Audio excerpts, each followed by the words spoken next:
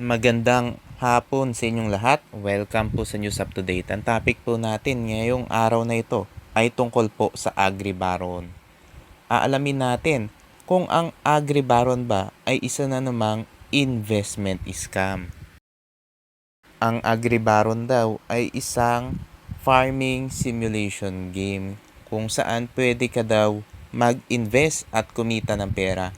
Pero alam naman natin na marami ng mga scam companies ang gumawa ng mga farming game daw at kikita ka daw na maaari naman nilang ibigay talaga yung kita sa umpisa para padamahin kayo. At syempre, kapag naabot na nila yung kita nila at kapag konti lang yung sumasali sa scam nila, ay gagawa na po yan ng paraan para i-delay at ihinto yung payout at sila ay tatakbo na.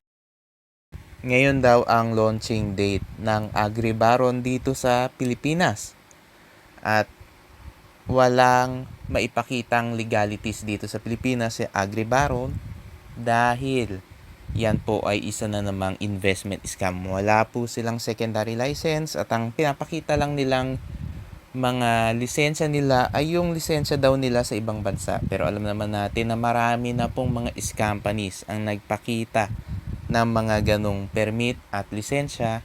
At syempre po, hindi po yan sapat dahil kapag kayo po ay mag-o-offer ng investment sa publiko dito po sa Pilipinas, dapat meron kayong secondary license na galing sa Securities and Exchange Commission. Lagi po nating sinasabi na wag po kayong maniniwala sa pambobola ng mga scam companies.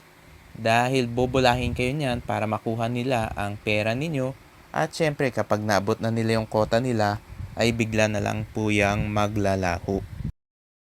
Katulad din ng ibang mga investment apps ay sasabihin nila na kailangan mo lang daw mag-invest at syempre maghintay at kikita ka na raw ng pera. At syempre sa umpisa meron mga libre yan para mas marami yung maengganyo nila na sumali sa company nila. Sa umpisa meron niya mga libre para akalain ng mga tao na talagang legit dahil may libre hindi mo kailangan mag-invest. Pero habang tumatagal yan, pipilitin kanilang mag-invest. Pipilitin para makapag-payout ka. O gagawa yan ng mga parapol, mga papromo para maengganyo ka mag-invest. At syempre, ang agribaron ay meron ding mga referral bonus para maengganyo yung mga users na mang-engganyo pa ng iba pang investors. At syempre, alam naman natin na tataob yan.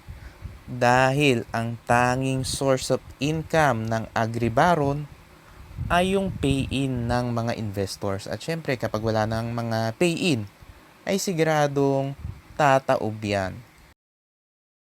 Katulad din ng ibang mga scam companies na may mga free daw ay syempre kapag free lang ang pinili mo, mas maliit lang ang kita at iingganyuhin ka nila na mag-invest dahil mas malaki daw ang kita. Katulad ng kapag gusto mo daw mag-upgrade ng land ay 500 pesos daw ang gagastusin mo. At kapag ang pinili mo ay free, ang income mo lang daw sa loob ng 24 hours ay 3 pesos at weekly 21 pesos at monthly ay 90 pesos.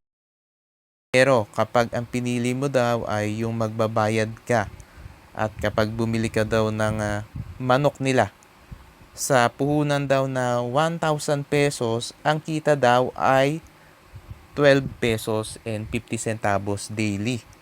Yan ang kanilang sinasabi dyan sa agribaron. At ang ROI daw ay 80 days. At syempre napakatagal po ng 80 days. Alam naman natin na yung mga scam companies na yan, minsan po, isang buwan lang po ang itinatagal bago tumakbo. At meron din pong mga scam companies na hindi nagbibigay ng payout sa umpisa pa lang. Mga kababayan, kailangan magdoble ingat at wag na po kayo sasali sa mga ganyang investment scams dahil binobola lang po kayo niyan. Maaari sa umpisa bigyan kayo ng payout pero alam naman natin sa huli tatakbuhan po kayo niyan. Katulad din ng iba pang mga farming investment scams ay maaari ka daw kumita dahil sa mga lupain mo o doon sa mga alagang hayop o manok. At doon daw sa lupain may libre. At kikita ka daw ng 3 pesos daily doon sa level 1 o yung libre. At syempre meron din mga sign-in bonus para lalong maingganyo yung mga user.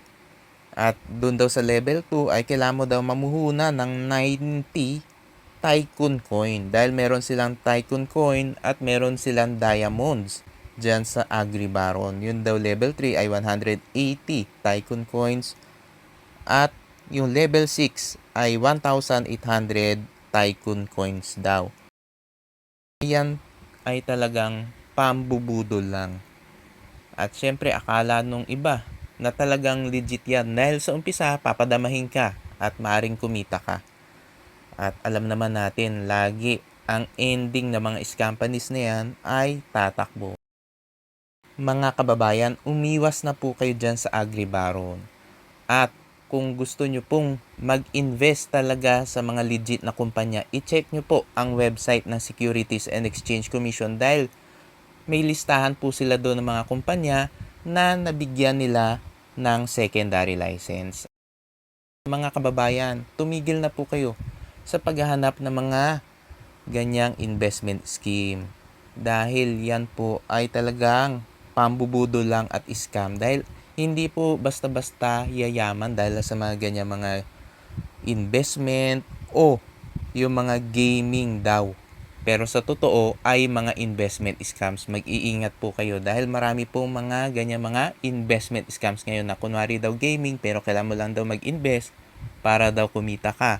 O yung iba na mga investment scam na ang ginagamit ay yung AI daw o crypto o blockchain. Mag-iingat kayo dahil marami po dyan ay talagang budol.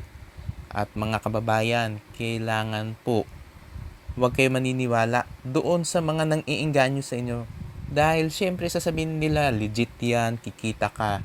Dahil kapag may naingganyo silang bagong investor o user, ay meron silang DRB o direct referral bonus at kikita sila doon. Kaya mga kababayan, kailangan maging maingat. Kailangan imbestigahan nyo maigi yung papasukin yung investment para makita nyo kung talaga bang legit yung investment na papasukin ninyo o isa na namang scam. Mga kababayan, lagi nyo pong i-check ito pong YouTube channel natin para makita nyo po yung mga updates at yung mga warnings natin sa mga nagkalat na mga investment scam.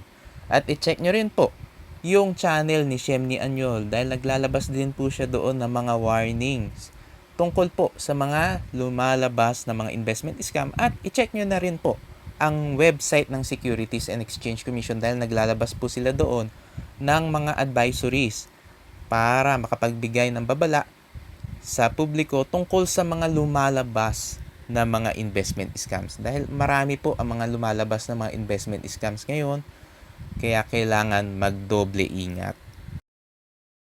Mga kababayan, maraming salamat po sa inyong patuloy na pagsuporta sa aking channel. God bless po.